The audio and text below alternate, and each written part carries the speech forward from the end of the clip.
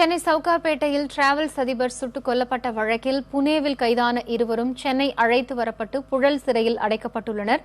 இதுகுறித்து செய்தியாளர் சுப்பிரமணியன் வழங்கிய தகவல்களை இப்போது பார்க்கலாம். சவுகார்பேட்டையில் டிராவல்ஸ் அதிபர் பாபு சிங் சுட்டுக் கொலை செய்யப்பட்ட வழக்கு தொடர்பாக மும்பை புனேவில் வைத்து 2 பேர் கைது செய்யப்பட்டார்கள். இவர்கள் 2 பேரும் கூலிப்படையை சேர்ந்தவர்கள். நேற்று அந்த 2 பேரையும் காவல்துறையினர் சென்னை அழைத்து வந்தார்கள். அவரிடம் விசாரணை நடத்திவிட்டு மேஜிஸ்ட்ரேட் வீட்டில் அவர் ஆஜர்படுத்தப்பட்டு தற்போது புழல் சிறையில் அடைக்கப்பட்டிருக்கிறார்கள். அடுத்த கட்டமாக கைதான சிறையில் அடைக்கப்பட்டிருக்கக்கூடிய 2 பேரையும் காவலில் எடுத்து விசாரிக்க காவல்துறையினர் முடிவு செய்திருக்கிறார்கள். மேலும் கூலிப்படை கும்பல் தலைவரான ஹக்கீமை தேடுவதற்கு பல்வேறு முயற்சிகளில் காவல்துறை ஈடுபட்டுக் கொண்டிருக்கிறார்கள். ஆனால் அந்த முயற்சிகள் அனைத்தும் தோல்வியை கண்டு வருகிறது.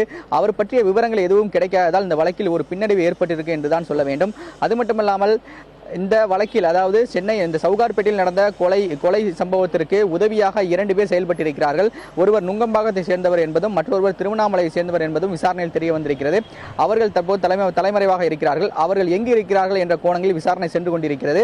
சிறையில் அடைக்கப்பட்டுள்ள ராகேஷ் மற்றும் டிக்கு 2 பேரையும் காவலில் எடுத்து விசாரணை நடத்த யானைக்கவுனி போலீசார் முடிவு செய்திருக்கிறார்கள். புதிய தலைமுறைக்காக ஒளிப்பதிவாளர் தினேஷுடன் சுப்பிரமணியன்.